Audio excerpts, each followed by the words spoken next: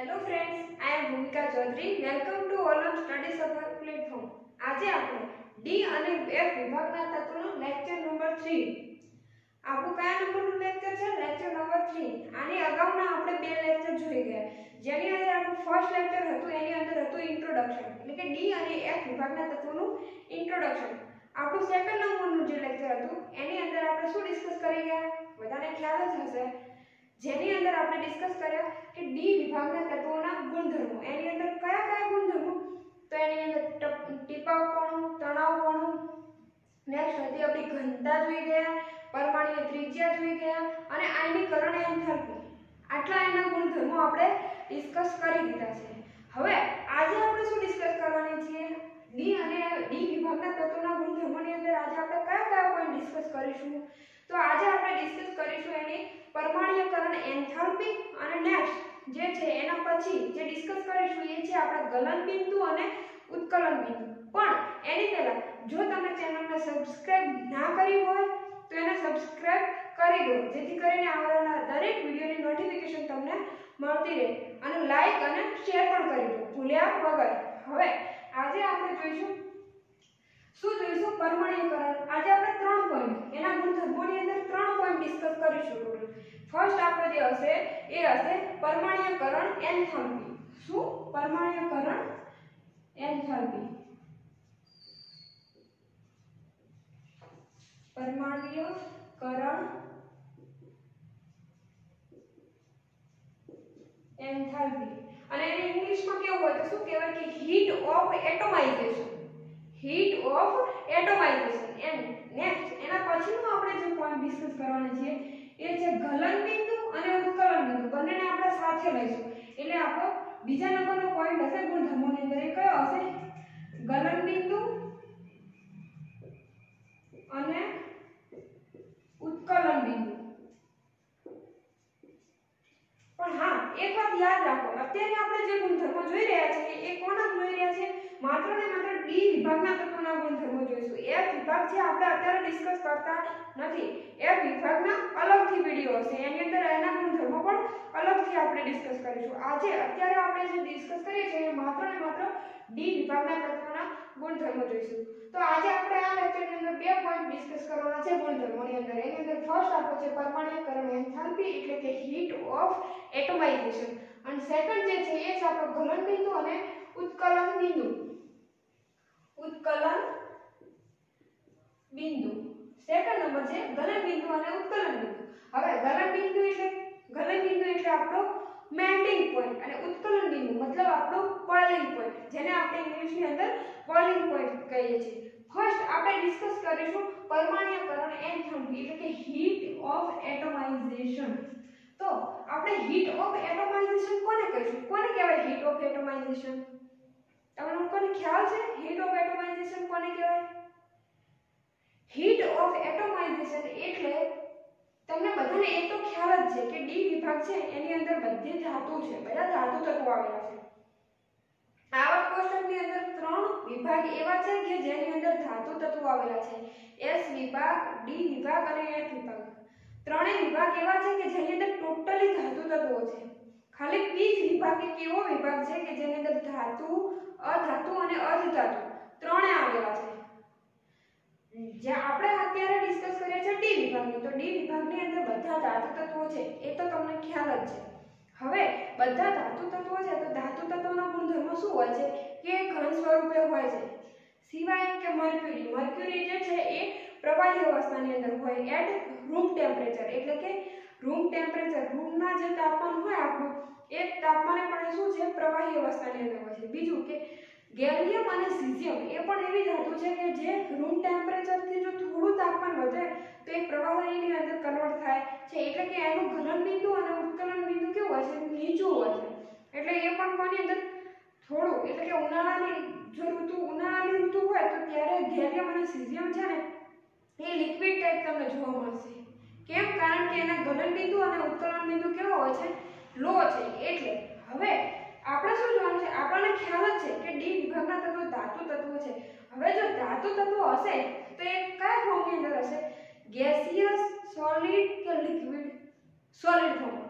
સિવાય accept mercury એટલે કે પારો જેને પ્રવાહી સ્વરૂપ છે, બાકી બધા જે તત્વો છે એ શું છે ઘન અવસ્થાની અંદર હોય છે। હવે આપણે કેમિકલ બોન્ડિંગ ની અંદર આઈ થિંક તમે જોઈ ગયા છો, કેમિકલ બોન્ડિંગ ની અંદર તમે ભણી ગયા છો કે ધાતુ તત્વો હોય છે તો એના જે સ્ફટિક ધાતુ છે એ ઘન અવસ્થાની અંદર હોય તો કોઈ ઘન સપોઝ કોઈ ધાતુ છે, આ આપણી Fe ધાતુ છે તો આપણે Fe ધાતુનો એક ટુકડો લીધો અથવા તો આને આપણે સ્ફટિક પણ કહી શકીએ, તો એની અંદર કયા પ્રકારના બંધન હોય છે? ટોટલ 4 પ્રકારના બોન્ડિંગ છે। આયનીય બંધ એટલે કે આયનીય બોન્ડિંગ, હાઇડ્રોજન બંધ, હાઇડ્રોજન બોન્ડિંગ, કોવેલેન્ટ બોન્ડ એટલે કે આપણો સહસંયોજક બંધ એન્ડ સહસંયોજક બોન્ડ એટલે કે કોઓર્ડિનેટેડ કોવેલેન્ટ બોન્ડ। હવે એની અંદર પાંચમો છે મેટાલિક બોન્ડિંગ। તો અહીંયા આપણે ધાતુ તત્વોની વાત કરીએ છીએ, તો ધાતુ તત્વોની અંદર કયા પ્રકારનું બંધન હોય છે? ધાતુ તત્વોની અંદર હોય છે તાત્વીય બંધ। ધાતુ તત્વો હોય છે એના કોઈ પણ ધાતુ તત્વ હશે તો એના સ્ફટિક અથવા તો એનો જે ટુકડો હોય એની અંદર જે પરમાણુ રહેલા હોય એ પરમાણુ વચ્ચે કેવું બંધ હશે? ધાત્વીય બંધ આવેલો હશે। હવે ધાત્વીય બંધ કઈ રીતે બને છે? તમને ખ્યાલ છે કે ધાત્વીય બંધ કઈ રીતે બને છે?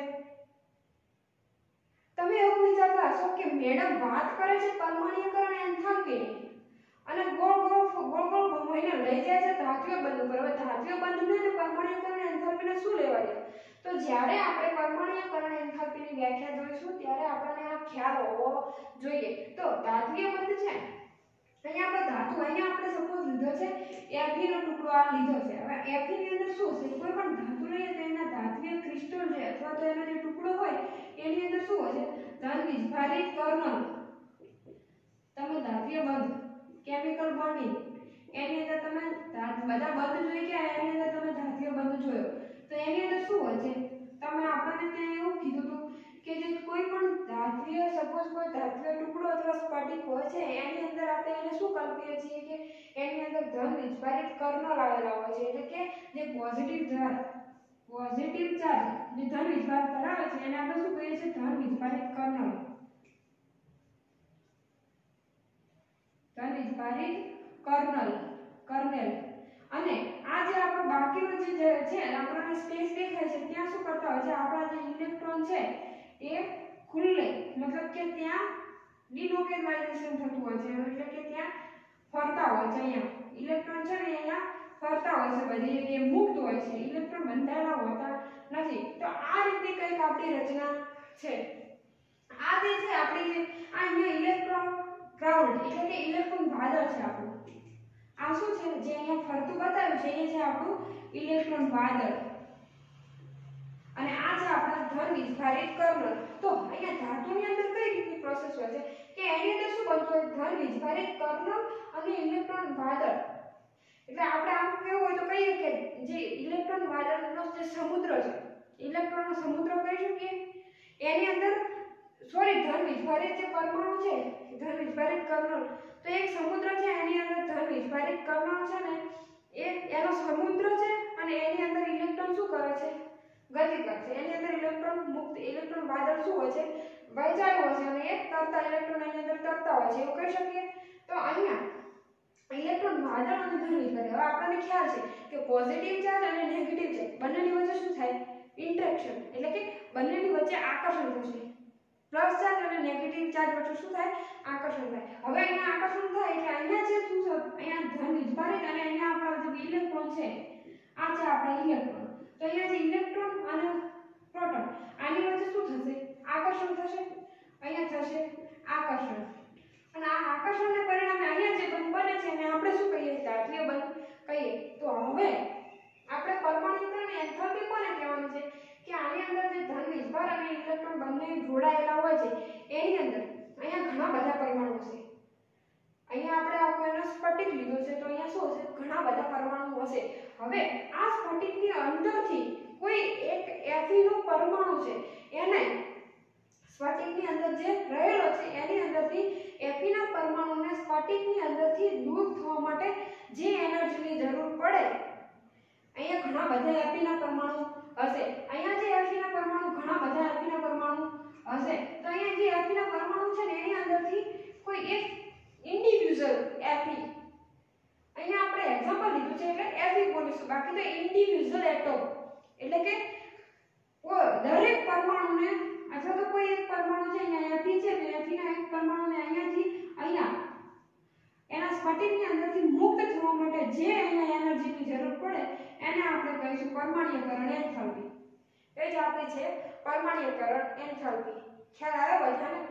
અથવા તો કે ધન વીજભાર અને ઇલેક્ટ્રોન વાદળ વચ્ચે જે આ ધન વીજભારિત કર્ણલ અને ઇલેક્ટ્રોન વાદળ વચ્ચે જે આકર્ષણ હોય છે એના પરિણામે જે ત્યાં બંધ રચાય છે ધાત્વિય બંધ, તો ધાત્વિય બંધને તોડી અને એની અંદરથી એફીના પરમાણુને મુક્ત થવા માટે સ્ફટિકની અંદરથી ઇન્ડિવિડ્યુઅલ એફી એટલે કે એક એફી છે તો એના પરમાણુને મુક્ત થવા માટે જે ઊર્જાની જરૂર પડે એને આપણે કહીશું પરમાણ્વીયકરણ એન્થાલ્પી.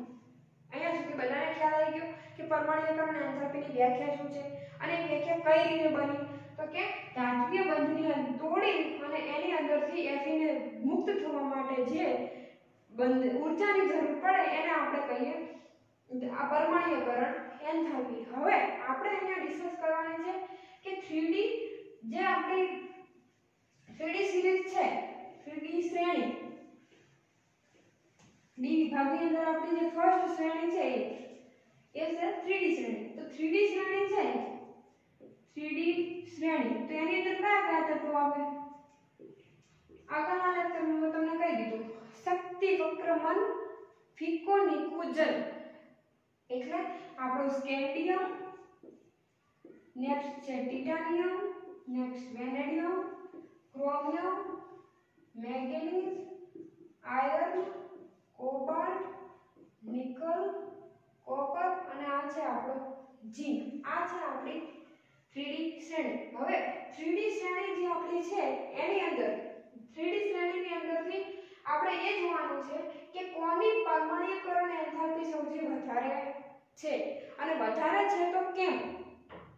કોની પરમાણ્વીયકરણ એન્થાલ્પી સૌથી વધારે છે અને વધારે જે તત્વોની વધારે છે તો એ કેમ વધારે છે એ જોવાનું છે. તો આ ક્વેશ્ચન એક્ઝામની અંદર પૂછાતા હોય છે. તો શું છે અહીંયા આપણે 3D શ્રેણીની પરમાણ્વીયકરણ એન્થાલ્પી જોઈશું. તો કોણ ઈઝીલી છે ને પરમાણ્વીયકરણ જેટલી પરમાણ્વીયકરણ એન્થાલ્પી વધારે એટલો એ સરળતાથી મુક્ત કરી શકશે નહીં એટમ એટલે કે પરમાણુને. જેટલી વધારે એટલું સરળતાથી મુક્ત કરી શકશે. જેટલી એનર્જી વધારે બંધ મજબૂત હશે ત્યારે તો એને મુક્ત કરવો ઈઝી નહીં પડે, ત્યારે જ એને મુક્ત કરવો આપણને અઘરો પડશે. માટે જેટલી પરમાણ્વીયકરણ એન્થાલ્પી વધારે એટલે કે પરમાણ્વીયકરણ એન્થાલ્પી જેટલી વધારે એટલું સમજવાનું કે એની અંદર જે બંધ રહેલો હોય છે ધાત્વિય બંધ એ મજબૂત હોય છે અને જેટલી બંધ મજબૂત હશે એમ એને તોડવો શું થશે? અઘરો પડશે. બંધ મજબૂત હોય ત્યારે તો વધારે પરમાણ્વીયકરણ એન્થાલ્પીની જરૂર પડે ને. તો અહીંયા 3D શ્રેણીની અંદરથી કયા તત્વ એવો હશે કે જેની પરમાણ્વીયકરણ એન્થાલ્પી સૌથી વધારે હશે અને સૌથી વધારે હશે તો કેમ? કોઈને ખ્યાલ છે? કોઈને ખ્યાલ હોય તો કોમેન્ટની અંદર જવાબ આપી શકે છે. ઓકે, અહીંયા શું થાય છે 3D શ્રેણીની અંદર આપણે જોઈશું એની ઇલેક્ટ્રોનની રચના. ફર્સ્ટ અહીંયા શું જોઈએ આપણે? ઇલેક્ટ્રોનની રચના એટલે કે ઇલેક્ટ્રોનની રચના 3D સિરીઝની લખું. હવે અહીંયા R1 બધા માટે કોમન છે એટલે R1 નથી લખતી. ખાલી એની અંદર શું લખું છું? એની જે સંયોજકતા કક્ષાની એટલે સંયોજકતા કક્ષાની જે ઇલેક્ટ્રોનની રચના છે એ લખું છું. તો અહીંયા શું થશે? 4s2 3d1 સ્કેન્ડિયમ માટે. સ્કેન્ડિયમ માટે એ જ રીતે ટિટાનિયમ માટે શું થશે? 4s2 3d2 4s2 વેનેડિયમ માટે 3d3. હવે આના ઉપર આપણે સ્ટાર્ટ કરીએ છીએ. કેમ? આગળના લેક્ચરમાં મેં તમને કહી દીધું. કેમ? કારણ કે અહીંયા 4s1 હશે અને અહીંયા છે 3d5 જે છે આપણી અર્ધપૂર્ણ એટલે કે અડધી ભરાયેલી ડી કક્ષક વધારાની સ્થાયીતા પ્રાપ્ત કરે છે. નેક્સ્ટ છે આપણો manganese 4s2 3d2 3d5 sorry 3d5. એવી જ રીતે આના માટે આયન માટે 4s2 3d6 4s2 કોબાલ્ટ માટે 3d7 નિકલ માટે 4s2 3d8 કોપર માટે 4s2 3d9 અહીંયા 2 આવશે 1, અહીંયા આપણે 1 આવશે, ભૂલ નહીં કરતા, અને 3d 10. એવી જ રીતે ઝીંક માટે 4s2 3d 10. તો હવે તમે અહીંયા નોટ કરો, અહીંયા શું બને છે, અહીંયા કોની વધારે થશે અને શું બને છે. અહીંયા 3d શ્રેણીની અંદર સૌથી વધારે પરમાણ્વીયકરણ એન્થાલ્પી છે ને અહીંયા આપણા ક્રોમિયમની છે. સૌથી વધારે પરમાણ્વીયકરણ એન્થાલ્પી કોની છે? ક્રોમિયમની. કેમ? હવે આપણે જોઈ ગયા, આ એની ઇલેક્ટ્રોનની રચના જોઈ. તો ઇલેક્ટ્રોનની રચના પરથી તમને કોઈ આઈડિયા આવે છે કે કેમ વધારે હશે? અહીંયા બધાની ઇલેક્ટ્રોનની રચના તમે જુઓ, તમને કઈ આઈડિયા આવે છે? થોડા ઘણા આઈડિયા આવી જશે. અહીંયા જોવાના છે અયુગ્મિત ઇલેક્ટ્રોન. તો અહીંયા આપણે અયુગ્મિત ઉપર લખવું છે, અયુગ્મિત ઇલેક્ટ્રોન. હા, હવે સ્કેન્ડિયમ માટે વાત કરી તો અહીંયા કેટલા છે? 1 છે. ટિટાનિયમ માટે 2, અહીંયા જોઈએ તો 3 છે.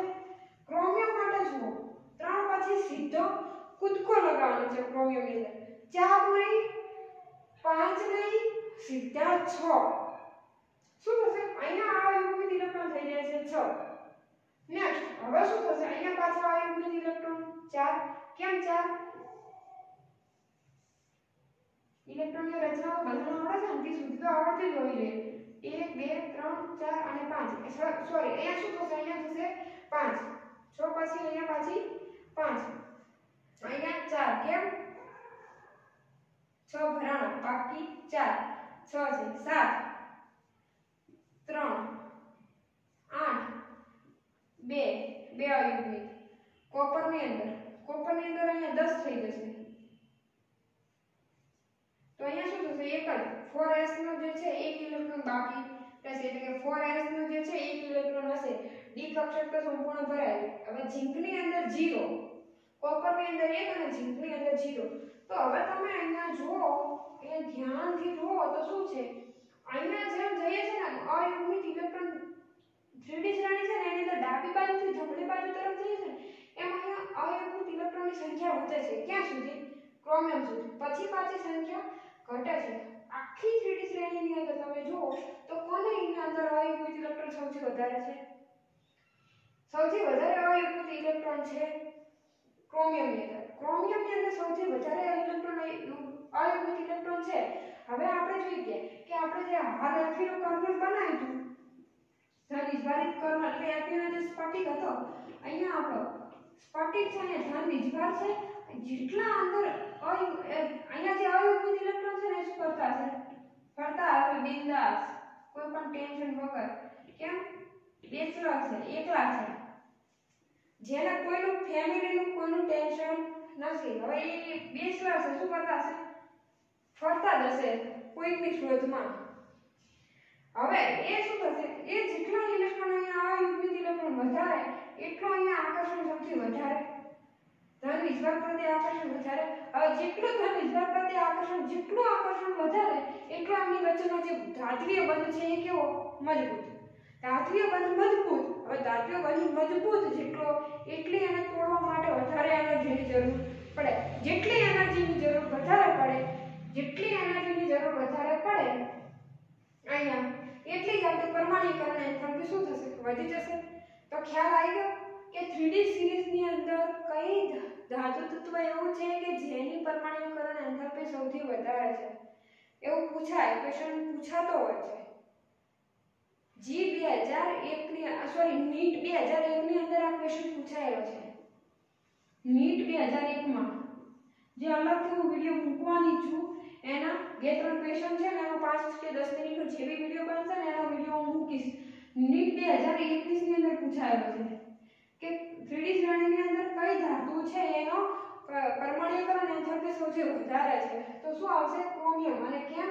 તો અહીંયા ઇલેક્ટ્રોન અને ધન વિજભારિત કર્નલ વચ્ચે આકર્ષણ વધશે, પરિણામે ધાત્વિય બંધ એટલો મજબૂત હશે. બંધ મજબૂત હોવાથી એને તોડવા માટે વધારે એનર્જીની જરૂર પડશે અને એટલે જ આપણી પરમાણ્વીકરણ એન્થાલ્પી સૌથી વધારે હશે. હવે તમને એ તો ખ્યાલ આવી ગયો બધાને? ઓકે, એ તો ખ્યાલ આવી ગયો કે અહીંયા છે ને સૌથી વધારે ક્રોમિયમની પરમાણ્વીકરણ એન્થાલ્પી છે.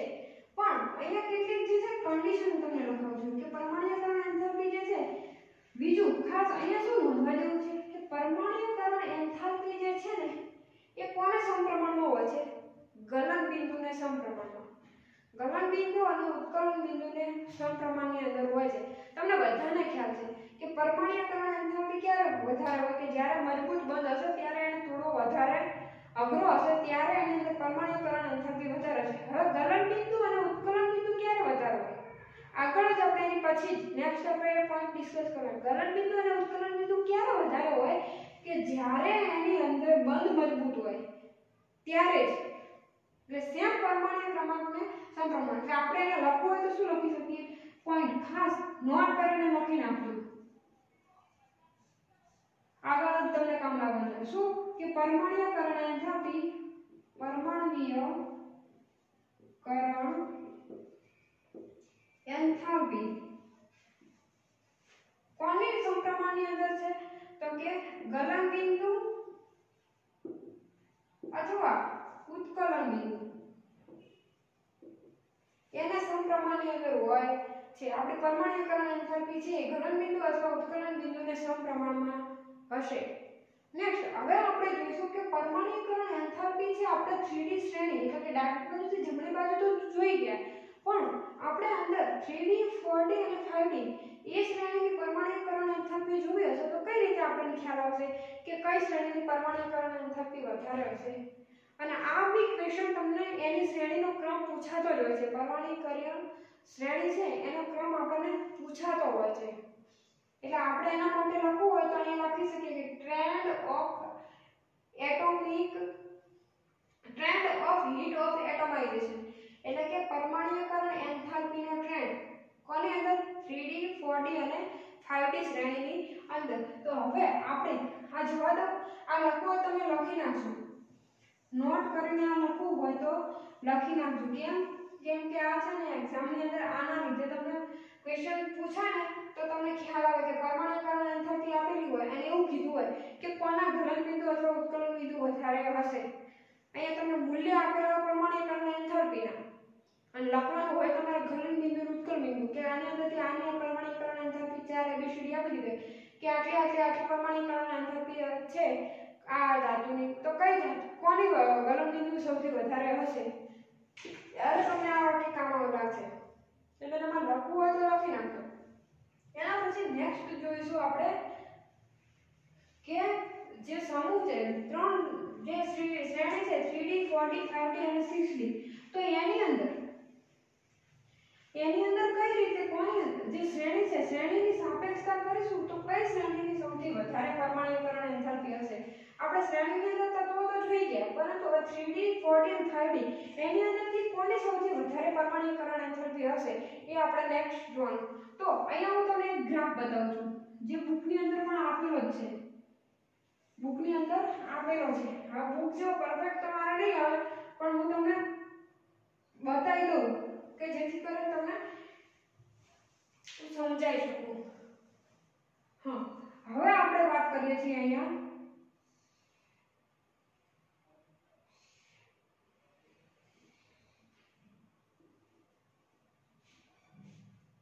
કહું છું કે બુક જેટલો પરફેક્ટ નહીં આવે પણ આવું કંઈક છે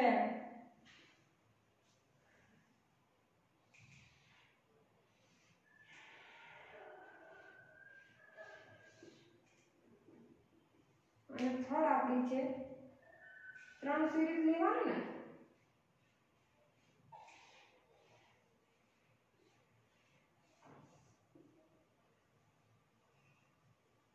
તો આ આપણી છે આ જે થશે ને આ આપણી થશે 3D સિરીઝ આ છે આપણી 4D અને આ આપણી છે 5D અલગ અલગ લાઈનથી બતાવું છું જેથી તમને ખ્યાલ આવે અહીંયા તમારે હવે પરમાણ્વીકરણ એન્થાલ્પી કોની સૌથી વધારે છે એ લખવું હોય તો કઈ રીતે તમે લખશો અહીંયા 3D માટે લખવું હોય તો સ્કેન્ડિયમ ટિટાનિયમ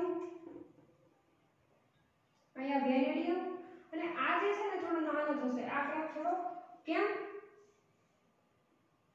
આવું કંઈક થશે આ આપણે થશે ક્રોમિયમની પરમાણ્વીકરણ એન્થાલ્પી સૌથી વધારે છે એટલે અહીંયા પાછી મેંગેનીઝ તરફ આવશે એટલે પાછી ઘટશે, અહીંયા એવી રીતે થશે. ટૂંકમાં આપણે ક્રોમિયમ યાદ રાખવાનું છે અને આ 3 શ્રેણી. તો એની અંદરથી અહીંયા શું છે, આપણે આ બાજુ શું અહીંયા શું લઈએ છીએ, પરમાણ્વીય ક્રમાંક.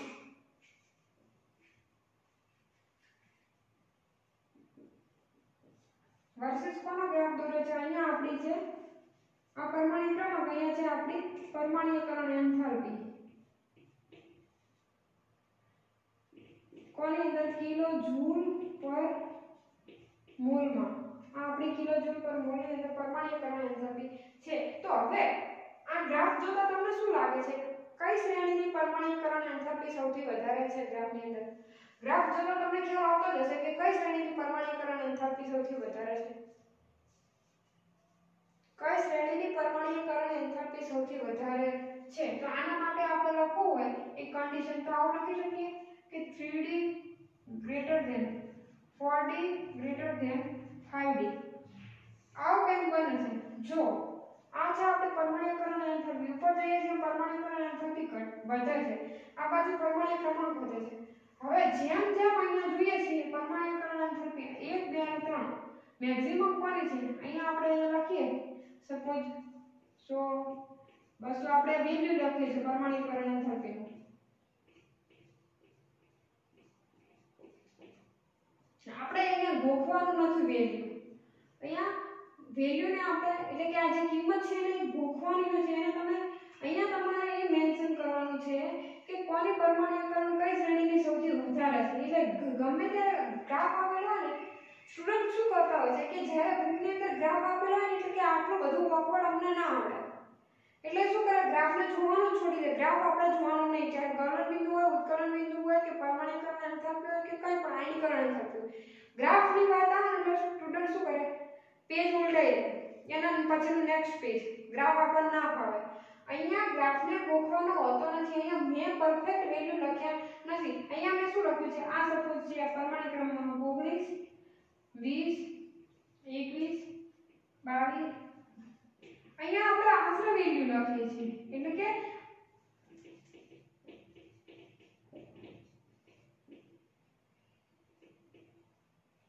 એવી રીતે આપણે આ પરમાણ્વીય ક્રમાંક આપણે લખ્યું. હવે અહીંયા આપણે આશરે વેલ્યુ લખી છે, આપણે આના અંદરથી કોઈ કિંમત નથી પૂછાતી કે આ કિંમતનું છે આ પરમાણ્વીય ક્રમાંક છે તો એની પરમાણ્વીય ક્રમાંક એન્થાલ્પી કેટલી છે, એવું નથી પૂછાતું. અહીંયા શું પૂછાય છે કે કોની પરમાણ્વીયકરણ એન્થાલ્પી ડી આગળ આખું જે પીરિયોડિક ટેબલ છે એની અંદરથી કોની પરમાણ્વીયકરણ એન્થાલ્પી સૌથી મેક્સિમમ છે.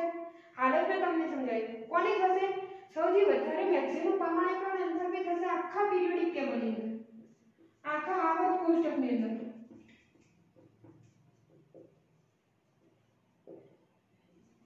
સૌથી વધારે છે, યાદ રાખવાનું છે, આપણે નોટ કરવો હોય તો કરી નાખો. બીજું અહીંયા આપણે કદાચ ક્રમ પૂછે કે 3d 4d અને 5d તો કોની પરમાણ્વીયકરણ એન્થાલ્પી સૌથી વધારે હશે. હવે અહીંયા તમને તત્વ આપી દીધા, ક્રોમિયમ આપ્યો હોય, અહીંયા ક્રોમા મોલિબ્ડેનમ અને આપણું ટંગસ્ટન આ રીતે આપી દીધું હોય તો કે કોની પરમાણ્વીયકરણ એન્થાલ્પી આ ત્રણની અંદરથી તત્વ આપી દીધા હોય, ક્રોમિયમ આપેલું છે, મોલિબ્ડેનમ આપેલું છે અને આપેલું છે ટંગસ્ટન આપેલું છે, તો કોની પરમાણ્વીયકરણ એન્થાલ્પી સૌથી વધારે હશે? તો શું થશે 3d. કેમ? આ તમારે ટ્રેન્ડ યાદ રાખવાનો, આ જે છે ને આ કન્ડિશન યાદ રાખવાની અને બીજું ક્રોમિયમ યાદ રાખવાનું. આ કન્ડિશન યાદ રાખશો ને એટલે આપોઆપ તમને આવડી જશે કે આ છે 3d તો 3d ની અંદર ક્રોમિયમ આવે છે, 4d ની વાત કરીએ તો મોલિબ્ડેનમ છે, 4d ની અંદર 5d. આ પણ ક્રમ યાદ છે કે 5d ની 3d કરતા અને 4d કરતા ઓછી હશે. તો અહીંયા શું થશે કે આપણું ટંગસ્ટન જે છે એની પરમાણ્વીયકરણ એન્થાલ્પી છે એ મોલિબ્ડેનમ અને ક્રોમિયમ કરતા ઓછી હશે. તો તમે લખી શકો ક્વેશ્ચન. ખ્યાલ આવી ગયો બધાને? જેટલી પરમાણ્વીયકરણ એન્થાલ્પી વધારે એટલો બંધ મજબૂત, અથવા એવું કહેવું હોય તો કે જેટલો બંધ મજબૂત એટલી પરમાણ્વીયકરણ એન્થાલ્પી વધારે. ક્યારે બંધ મજબૂત હશે? જેટલા એની જોડે અયુગ્મિત ઇલેક્ટ્રોન વધારે હશે ત્યારે. ખ્યાલ આવે છે? જેટલા અયુગ્મિત ઇલેક્ટ્રોન વધારે એટલી એની પરમાણ્વીયકરણ એન્થાલ્પી વધારે, અને જેટલી પરમાણ્વીયકરણ એન્થાલ્પી વધારે એટલો એના બંધને થોડો વધારે મતલબ એટલું ઝડપથી ઈઝીલી મતલબ મુક્ત થઈ શકશે નહીં પરમાણુ. તો અહીંયા આપણે પરમાણ્વીયકરણ એન્થાલ્પી પતી જશે. નેક્સ્ટ આપણો પોઈન્ટ છે ઉત્કલન બિંદુ અને ગલન બિંદુ. આ તમારે નોટ કરવો હોય તો કરી નાખો. અહીંયા ગ્રાફ મેં કીધું એમ ગ્રાફ ગોખવાનો નથી. અહીંયા ગ્રાફને ખાલી છે તમારે સમજવાનો છે. એની અંદર બધું ગોખવાનું નહીં. અહીંયા એ જોવાનું કે મેક્સિમમ કોની છે અને બીજું કે 3D 4D અને 5D એ ત્રણની અંદરથી કોની સૌથી વધારે છે. ક્રમ શું છે એ યાદ રાખવાનું છે. લખવાનું છે. ઓકે નોટ કરી નાખો. વિડિયો પોઝ કરીને લખી નાખો લખવાનું હોય તો. વિડિયો પોઝ કરીને લખી નાખો. નેક્સ્ટ આપણે જોઈશું ગલન બિંદુ અને ઉત્કલન બિંદુ. બીજો જે આપણો ગુણધર્મ છે, બીજો પોઈન્ટ છે જે આપણો છે ગલન બિંદુ અને ઉત્કલન બિંદુ. તો ગલન બિંદુ અને ઉત્કલન બિંદુ છે ને એ કોના પર ફર્સ્ટ તો કે એ કોના પર આધાર રાખે છે, કઈ કન્ડિશન ફોલો થશે તો ગલન બિંદુ અને ઉત્કલન બિંદુ છે એની અંદર ઇન્ક્રીઝિંગ કે ડિક્રીઝિંગ એટલે કે વધારો કે ઘટાડો થશે. હવે નેક્સ્ટ આપણે એ જોવાનું છે. શું છે આપણો ગલન બિંદુ અને ઉત્કલન બિંદુ.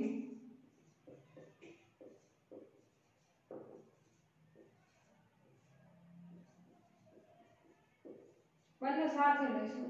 તો હવે જે રીતે મેં તમને વાત કરી ત્યાં ગલન બિંદુ અને ઉત્કલન બિંદુ પણ કઈ રીતે હશે.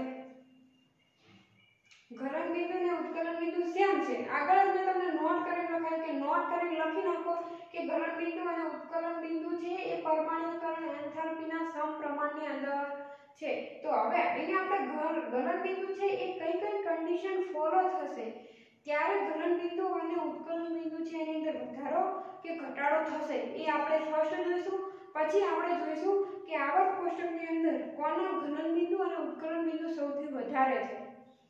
સમૂહની વાત કરીશું અને વધારે છે તો કઈ ધાતુના છે અને કેમ, અને ધાતુ કઈ સમૂહની અંદર આવે છે એ આપણે જોઈશું. તો ફર્સ્ટ આપણે જે ગલન બિંદુ અને ઉત્કલન બિંદુ છે એ કઈ કન્ડિશન ફોલો કરશે. તો પહેલી જે છે એ છે symmetry of molecule. Symmetry of molecule એટલે શું છે આપણો, શું છે symmetry of molecule. A symmetry માટે આપણે વાત કરતા કરવી હોય નહીં ગુજરાતી તો સમપ્રમાણતા કહી શકાય. એટલે કે જેટલા મોલેક્યુલની સમપ્રમાણતા જેટલી વધારે એટલી સિમેટ્રી ઓફ મોલેક્યુલ ઇન્વર્સ મતલબ કે સિમેટ્રી ઓફ મોલેક્યુલ એ કોના સમપ્રમાણની અંદર છે તો કે મેલ્ટિંગ પોઈન્ટ અથવા તો બોઇલિંગ પોઈન્ટ, ગલન બિંદુ અથવા ઉત્કલન બિંદુ. હવે નેક્સ્ટ આપણો છે અહીંયા આપણે સિમેટ્રી એટલે તમે કઈ રીતે તમે ઈઝીલી સમજાવો તો આપણે વાત કરીએ ફૂટપાથની અંદર જે આપણી રોડ છે ને રોડ કોઈ પણ ગવર્મેન્ટ માર્ગ અથવા રોડ હોય ને એની સાઈડની અંદર ફૂટપાથ આપેલા હોય છે. ત્યાં શું કરેલો છે ત્યાં બ્લોકના ફૂટપાથ આવે છે ને ગવર્મેન્ટ શું કરે છે બ્લોકના ફૂટપાથ બનાવે છે. અથવા તો આપણે હવે છે ને આપણે ઘેર પણ આપણો જો કોઈ ખુલ્લી જગ્યા પડી હોય તો આપણે બ્લોક નખાઈ દઈએ છીએ. તો એ બ્લોક શું છે, બ્લોકની રચના કેવી રીતે હોય છે, આવી કંઈક રચના હોય છે. એક્ઝેક્ટ રચના મને નથી નહીં ફાવે દોસ્તો પણ આવી રીતે કંઈક હોય છે. કારણ બ્લોક હશે ને અહીંયા આવી રીતે કંઈક હશે. હવે અહીંયા જે જગ્યા છે ને અહીંયા વધારાની સિમેન્ટની જરૂર નહીં પડે. અહીંયા બ્લોકની અંદર રેતી ભરાઈ જશે ને આપોઆપ બ્લોક ફિટ થઈ જશે. ખ્યાલ આવે છે હું શું કહેવા માંગુ છું. અહીંયા જે બ્લોક છે એની અંદર કંઈક આવી રચના સેમ એની રચના શું છે પરમાણુની હોવી જોઈએ. એટલે જેટલી પરમાણુની રચના મતલબ કે સિમેટ્રી સરખી સેમ સિમેટ્રીના હશે પરમાણુ. અહીંયા સપોઝ કોઈ બે પરમાણુ છે એની સિમેટ્રી આ રીતે કંઈક છે તો આ રીતે કમ્પ્લીટ શું થશે એ ફિટ થઈ શકશે. આ રીતે એમની વચ્ચે આકર્ષણ થઈ શકે. હવે જેટલું આકર્ષણ થઈ શકશે એટલું એમની વચ્ચે બંધ મજબૂત હશે અને જેટલો બંધ મજબૂત એટલા એમના ગલન બિંદુ અને ઉત્કલન બિંદુ શું થશે વધી જશે. કેમ? કારણ કે પરમાણ્વીકરણ એન્થાલ્પી કોના સમપ્રમાણની અંદર છે ગલન બિંદુ અને ઉત્કલન બિંદુ. પરમાણ્વીકરણ એન્થાલ્પી એટલી વધારે હશે એટલે કે બંધ એટલો મજબૂત હશે એટલે તોડવા માટે વધારે શક્તિની જરૂર પડશે. એટલા જ આપણા બોઇલિંગ પોઈન્ટ અને મેલ્ટિંગ પોઈન્ટ વધારે. હવે તમને બધાને તો ખ્યાલ છે ને કે બોઇલિંગ પોઈન્ટ અને મેલ્ટિંગ પોઈન્ટ એટલે કે ગલન બિંદુ અને ઉત્કલન બિંદુ શું છે. ગલન બિંદુ અને ઉત્કલન બિંદુ એ શું છે તો ગલન બિંદુ અહીંયા આપણે કોની વાત કરીએ ડી વિભાગની અંદર શું હોય છે ધાતુ તત્વો હોય છે. તો ધાતુ તત્વો એ ઘણા અવસ્થાની અંદર છે. ઘનની અંદરથી એને પીગળવા માટે જે ઊર્જા આપવી પડે, જે તાપમાને એ પીગળે છે, ઘન છે, કોઈ ઘન ટુકડો છે એને આપણે ગરમ કર્યું છે, ગરમી આપે છે, હવે એક તાપમાન એવું આવશે કે એ તાપમાને એ પીગળશે, તો જે તાપમાને એ પીગળે છે એ શું છે, એનું ગલન બિંદુ, એટલે કે ત્યાં એ ગળી જાય છે. અને ઉત્કલન બિંદુ હજી આપણે એની એનર્જી આપે જઈશું તો એક અવસ્થા એ હશે કે એ ઉત્કલન એટલે કે ઉકળવા લાગે, તો જે તાપમાને ઉકળવા લાગે એનું ઉત્કલન બિંદુ. તો હવે અહીંયા આપણે વાત કરીએ છીએ કે કોના પર આધાર રાખે છે ગલન બિંદુ અને ઉત્કલન બિંદુ, તો સિમેટ્રી ઓફ મોલેક્યુલ એટલે કે કોની સમપ્રમાણતા, અણુની સમપ્રમાણતા પર. બે અણુ હશે એની સિમેટ્રી સેમ હશે તો એમને એટલું જ એની અંદર ગલન બિંદુ અને ઉત્કલન બિંદુ વધારે હશે. નેક્સ્ટ આપણે અહીંયા ગુજરાતીમાં લખવું હોય તો શું કહેવાય કે અણુઓની સમપ્રમાણતા. અહીંયા હું ગુજરાતીની અંદર જ લખું છું એટલે તમને ખ્યાલ આવે. શું? અણુઓની સમપ્રમાણતા. કોના? ગલન બિંદુ અથવા ઉત્કલન બિંદુના સમપ્રમાણમાં હોય. બીજું છે આપણે અહીં અંદર હાઇડ્રોજન બંધ, જે અણુ અથવા પરમાણુ હાઇડ્રોજન બંધ, આ પણ તમે કેમિકલ બોન્ડિંગ ની અંદર ભણી ગયા, એટલા જ શું થશે એના ગલન બિંદુ અને ઉત્કલન બિંદુ વધારે હશે. નેક્સ્ટ આપણો છે એટલે કે જે પરમાણુ અથવા અણુઓની અંદર ગલન બિંદુ હાઇડ્રોજન બંધ ધરાવતા હશે એટલા એના ગલન બિંદુ અને ઉત્કલન બિંદુ વધારે. હવે હાઇડ્રોજનની અંદર પણ અંતર અને આંતરાણુય હાઇડ્રોજન બનાવજો, જે તમે ઓલરેડી ભણી ચૂકેલા છો, જે આપણે અહીંયા ડિસ્કસ નહીં કરી, એટલે કે જેની અંદર જે અણુઓની અંદર હાઇડ્રોજન બંધ હાજર હશે એના ગલન બિંદુ અથવા એ પરમાણુના ગલન બિંદુ અને ઉત્કલન બિંદુ પણ કેવા હશે? વધારે. થર્ડ આપણે જોઈશું કે વાન ડર વાલ્સ આકર્ષણ બળ. વાન ડર વાલ્સ આકર્ષણ બળ અથવા એને આપણે શું કહીએ? લંડન બળ કહી શકીએ. તો એની અંદર એટલા એના ગલન બિંદુ અને ઉત્કલન બિંદુ પણ કેવા હશે? વાન ડર વાલ્સ આકર્ષણ બળ જેટલું વધારે એટલા એના ગલન બિંદુ અને ઉત્કલન બિંદુ વધારે. કઈ બાબતો પર આધાર રાખે છે એ લખાવું છું. આ નોટ તમે તો કરી નાખજો, કારણ કે આના આધારે તમે ક્વેશ્ચનનું સોલ્યુશન કરી શકો. નેક્સ્ટ આપણો થશે ધ્રુવીયતા. એ પણ કોના સમપ્રમાણની અંદર છે? ગલન બિંદુ અને ઉત્કલન બિંદુ. જેટલી ધ્રુવીયતા વધારે પરમાણુ અથવા અણુની એટલા એની અંદર ગલન બિંદુ અને ઉત્કલન બિંદુ એના વધારે. એના પછીનું છે સરફેસ એરિયા ઓફ મોલેક્યુલ એટલે કે અણુઓનું ક્ષેત્રફળ.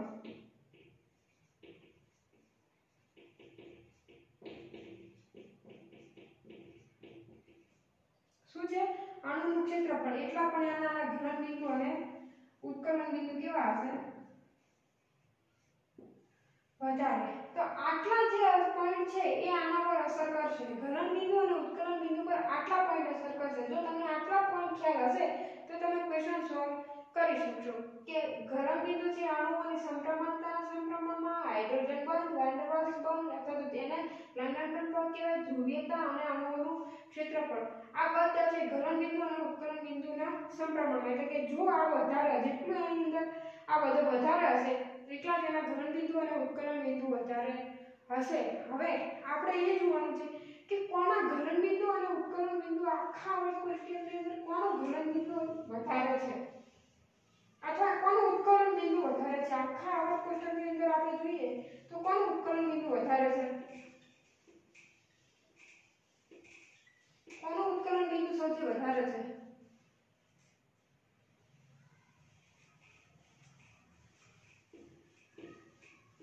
થ્રીડી શ્રેણીની વાત કરીએ તો થ્રીડી શ્રેણીની અંદર કોનું ઉત્કલન બિંદુ સૌથી વધારે હશે? થ્રીડી શ્રેણીની વાત કરીએ તો કોનું ઉત્કલન બિંદુ સૌથી વધારે છે?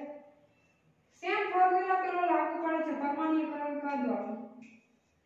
થ્રીડી શ્રેણી scandium, titanium, beryllium, chromium, manganese, iron, cobalt, nickel, copper અને ઝિંક. શક્તિ વક્રમણ ફીકો નીકુ જલ. હવે આની અંદરથી આપણે અહીંયા ઉત્કલન બિંદુની વાત કરી રહ્યા તો અહીંયા કોની સૌથી વધારે હશે ઉત્કલન બિંદુ? 3D શ્રેણીની અંદરથી કોનું સૌથી વધારે હશે? ક્રોમિયમ. કેમ? હાલ જ મેં તમને આગળના જે પોઈન્ટ હતો પરમાણુકરણ એન્થાલ્પી એની અંદર જ સમજાવ્યું કે એની અંદર સૌથી વધારે અયુગ્મિત ઇલેક્ટ્રોન હોય છે.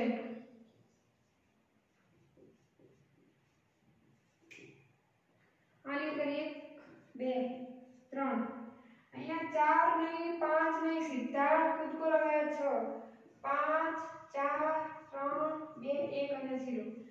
ક્રોમિયમના અંદર શું હોય છે? સૌથી વધારે ઉત્કલન બિંદુ આ અયુગ્મિત ઇલેક્ટ્રોન હોય છે. જેટલા વધારે અયુગ્મિત ઇલેક્ટ્રોન એટલા ધન ભારે કર્નલ અને ઇલેક્ટ્રોન વચ્ચે શું થશે? આકર્ષણ થશે. જેટલું આકર્ષણ વધારે સેમ પેલાની અંદર જે લાગુ પડી કન્ડિશન એ જ કન્ડિશન અહીંયા લાગુ થશે, એ જ અહીંયા ફોલો થશે.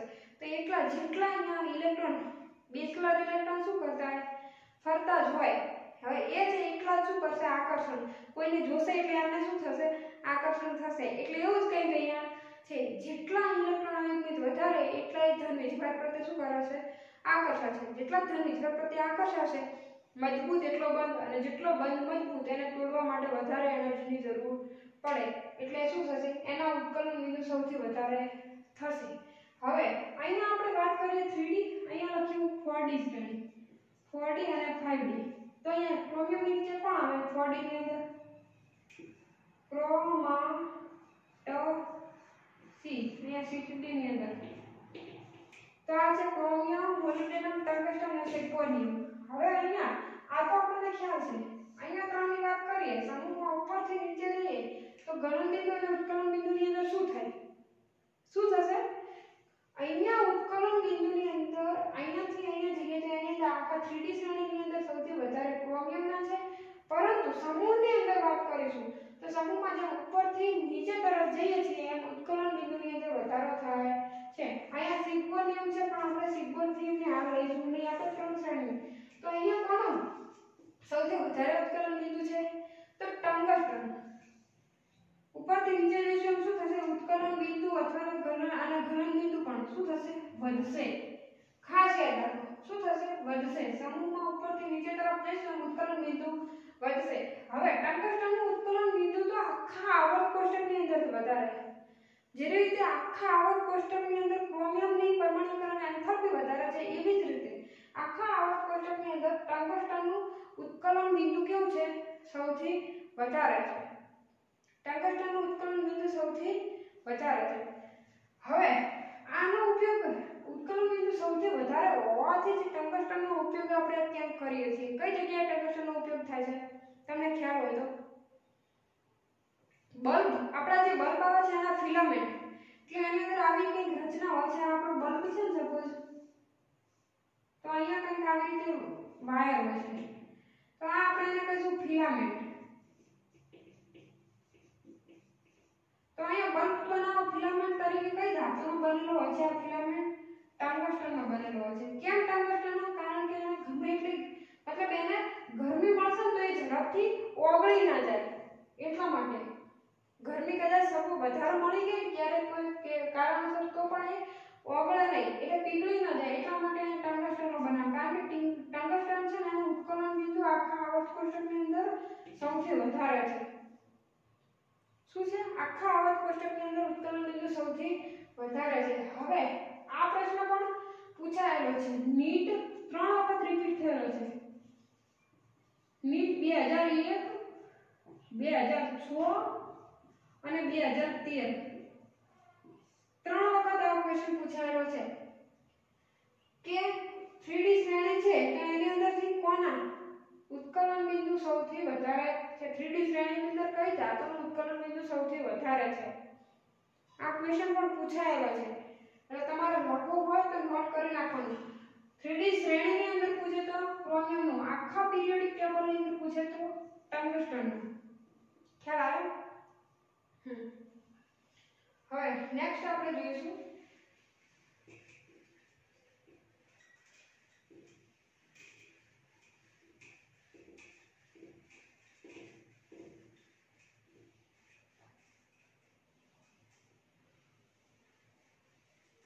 હું તમને એક ગ્રાફ સમજાવીશ. તો એની અંદર ઉત્કલન બિંદુનો કઈ રીતની ક્રમ છે, જે રીતે આપણે એની અંદર પરમાણ્વીકરણ એન્થાલ્પી જોઈ ને એ જ રીતે અહીંયા આપણે ગ્રાફ ઉત્કલન બિંદુ અને ગલન બિંદુ માટે જોઈશું.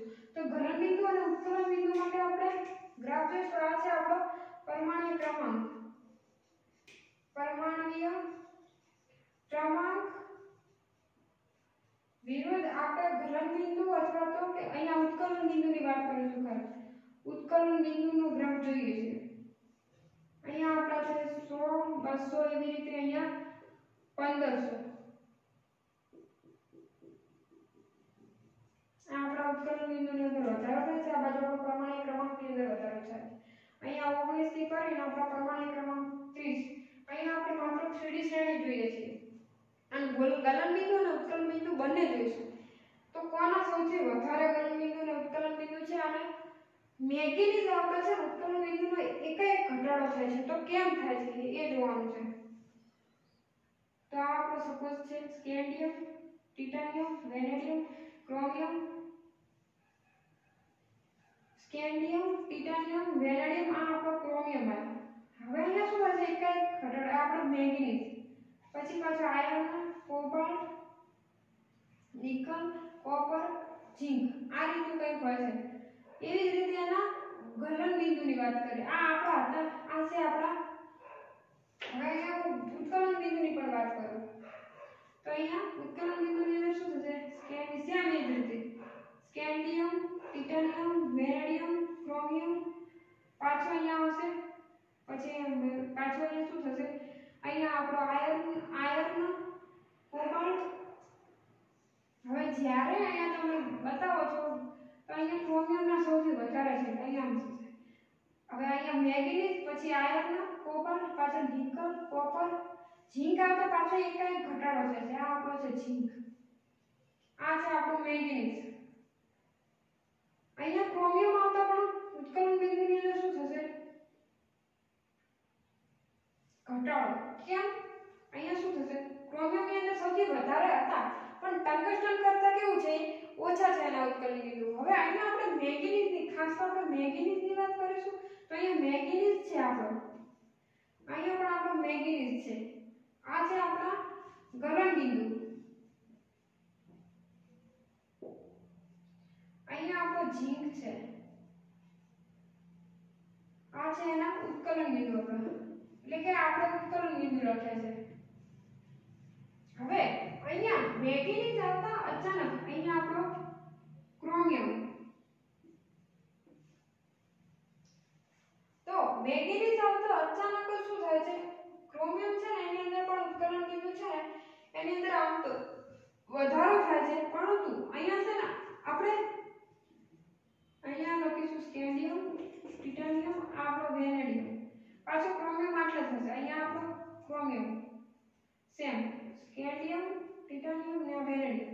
તો આમ તો આવો 3D શ્રેણીની અંદર જોઈએ તો આમ જોઈએ તો ક્રોમિયમના સૌથી વધારે છે. તો અહીંયા ક્રોમિયમના અહીંયા વેનેડિયમ અને પછી અહીંયા ક્રોમિયમના થશે. સોરી, અહીંયા વેનેડિયમ ને આ છે આપણો ક્રોમિયમ અને આ આપણો મેંગેનીઝ છે. તો અહીંયા આપણો ક્રોમિયમ હશે અને આ આપણો વેનેડિયમ. તો અહીંયા ખાસ આપણે આ નથી જોવાનું. આપણે શું જોવાનું છે મેંગેનીઝ જે આવે છે ત્યાં આવતા અને ઝિંક. અહીંયા શું થાય છે મેંગેનીઝ અને ઝિંક બંને જગ્યાએ છે ને અચાનક શું થાય છે આવક મતલબ કે ગલન બિંદુ અને ઉત્કલન બિંદુના ક્રોમિયમથી મેંગેનીઝ તરફ અચાનક જ ઘટાડો થાય છે, એટલે કે ઘટી જાય છે. કેમ ઘટી જાય છે? અહીંયા શું કારણ જવાબદાર છે? તો યાદ કરો તમે કે મેંગેનીઝ જે છે એની ઇલેક્ટ્રોનની રચના શું છે? મેંગેનીઝની ઇલેક્ટ્રોનની રચના છે 3d5 4s2 અને અહીંયા ઝિંકની 3d10 અને 4s2. તો તમે જો અહીંયા d કમ્પ્લીટ ભરાયેલ છે, અહીંયા છે d 3d5, અહીંયા શું છે અહીંયા પણ અર્ધપૂર્ણ ભરાયેલ. હવે અર્ધપૂર્ણ ભરાયેલી અહીંયા તમે એવું વિચારતા છો કે અહીંયા ક્રોમિયમની અંદર પણ અર્ધપૂર્ણ ભરાયેલી છે, પણ ક્રોમિયમની અંદર અર્ધપૂર્ણ ભરાયેલી તો છે પણ એની અંદર 4s ની અંદર એક ઇલેક્ટ્રોન છે અને શું છે 4s ની અંદર એક ઇલેક્ટ્રોન છે પ્લસ અહીંયા d ની અંદર 5 ઇલેક્ટ્રોન અયુગ્મિત છે. એટલે અહીંયા 6 કેવા છે અયુગ્મિત ઇલેક્ટ્રોન છે. જ્યારે અહીંયા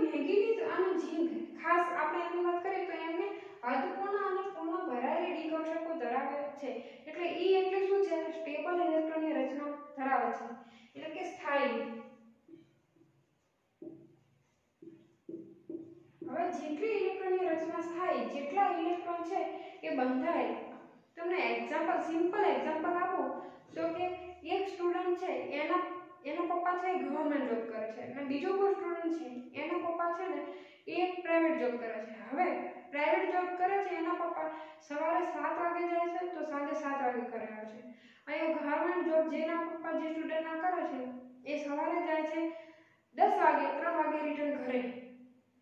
હવે કયો સ્ટુડન્ટ બંધાયેલો ઘરમાં છે? કોણ સ્ટેબલ હશે ઘરમાં? કોણ વધારે સમય રહેશે? જેના પપ્પા પ્રાઇવેટ જોબ કરે છે કે ગવર્નમેન્ટ જોબ કરે છે? જેના પપ્પા ગવર્નમેન્ટ જોબ કરે છે. કેમ? 10 વાગે જ્યારે એને 10 વાગે બહાર એની પહેલા બહાર જવું છે તો પપ્પા ઘરે જશે. પપ્પા ઘરે એટલે એને પપ્પા ક્યાંય નીકળવા દે નહીં. ચૂપચાપ બુક વાંચવા બેસ, ક્યાંય જવાનું નથી. 10 થી 3 ની વચ્ચે તો એ સ્કૂલની અંદર હોય. સાંજે પાછો એ ઘરે આવશે એટલે પપ્પા તૈયાર, ક્યાંય નથી જવાનું, વાંચવા બેસ, એક્ઝામ આવે છે, ચૂપચાપ વાંચો. શું છે? સ્ટેબલ છે. હવે એને ઘણું ફરવા જવું છે અથવા બહાર જવું છે પણ શું છે? એને સ્ટેબલ છે, ત્યાં પપ્પાની બીક છે, જઈ શકશે નહીં. હવે ત્યાં જઈ શકશે નહીં, હવે જઈ જ નહીં શકે તો શું થશે? એમની વચ્ચે બંધ જેટલો મજબૂત બંધ હશે એટલે એ મુક્ત થઈ શકશે નહીં. એટલે એ ઝડપથી શું થાય છે? બંધ એટલો એમની વચ્ચે મજબૂત છે. હવે જેટલો મજબૂત બંધ, જેટલો સ્ટેબલ એટલો શું થશે? એની અંદર વધારે એનર્જી આપવી પડે. ખ્યાલ આવે છે?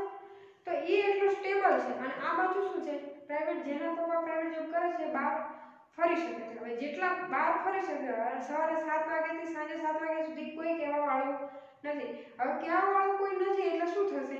કે મુક્ત રીતે ફરતા હશે. અહીંયા તો શું થશે? એ બંધાયેલા હશે. હવે આપણે હજી તમને ના કન્ફ્યુઝન હોય તો અહીંયા આપણે જોતા હતા કે અહીંયા પ્લસ વીજભાર હતો કોઈ સ્ફટિકની અંદર અને ઇલેક્ટ્રોન છે ને ફરતા હતા. જેટલા ઇલેક્ટ્રોન મુક્ત એટલો અહીંયા ધન વીજભારિત કર્ણન અને ઇલેક્ટ્રોન વચ્ચે આકર્ષણ વધારે. હવે અહીંયા બંધની અંદર ઇલેક્ટ્રોન અહીંયા મુક્ત હશે જ નહીં તો શું થશે? ઇલેક્ટ્રોન જ મુક્ત નહીં હોય તો બંધ મજબૂત હશે નહીં. એટલો બંધ કેવો હશે? ઓછો મજબૂત હશે. હવે જેના પપ્પા ગવર્નમેન્ટ જોબ કરે છે એ ઘરની અંદર જ બંધાયેલો છે, એ બહાર જશે જ નહીં. બહાર જશે જ નહીં તો કોઈના સાથે એને ઇન્ટરેક્શન થશે? ઇન્ટરેક્શન તો ખાલી બુક સાથે, બહાર કોઈ સાથે ઇન્ટરેક્શન થશે નહીં. ઇન્ટરેક્શન નહીં થાય એટલે શું થશે? બોન્ડ બનશે નહીં. સમજો છો? બોન્ડ બનશે નહીં એટલે એટલો બંધ કેટલો હશે? નિર્બળ હશે. કારણ કે ઇલેક્ટ્રોન પોતાની કક્ષકની અંદર d ની અંદર જ બંધાયેલા છે. ધાતુની અંદર તો ઇલેક્ટ્રોન ક્લાઉડ એટલે કે ઇલેક્ટ્રોન મુક્ત જેટલા હશે એટલા એની અંદર બંધ મજબૂત હશે. ખ્યાલ આવ્યો? માટે અહીંયા ઝીંક અને મેંગેનીઝ એની અંદર પોતાની ડી કક્ષકની અંદર ઇલેક્ટ્રોન બંધાયેલા છે એટલે અહીંયા ધાતીય જે સમુદ્ર ઇલેક્ટ્રોનનો સમુદ્ર નમૂનો છે એની અંદર એ મુક્ત ફરી શકતા નથી. પરિણામે ધાતુ ધન વીજભારિત પરમાણુ કર્ણલ છે એની સાથે આકર્ષણ રાખી શકતા નથી. એટલે એટલો બંધ ઓછો મજબૂત બનાવી શકશે નહીં. મજબૂત બંધ નહીં બનાવી શકે એટલે શું થશે? જેટલો બંધ મજબૂત એટલા આ મજબૂત નહીં હોય એટલે એના ગલન બિંદુ અને ઉત્કલન બિંદુ અહીંયા નીચા હશે. ખ્યાલ આવ્યો? એટલા ગલન બિંદુ અને ઉત્કલન બિંદુ નીચા હશે. જેના પપ્પા પ્રાઇવેટ જોબ કરે છે, ગમે ત્યાં ફરે, ગમે ત્યાં રિલેશન રાખે, ગમે એટલા કલાક રહે, એમનું રિલેશન મજબૂત હશે. કેમ? બહાર. કેમ? કારણ કે એને કોઈ કહેવાનું નથી, મુક્ત રીતે ફરે છે.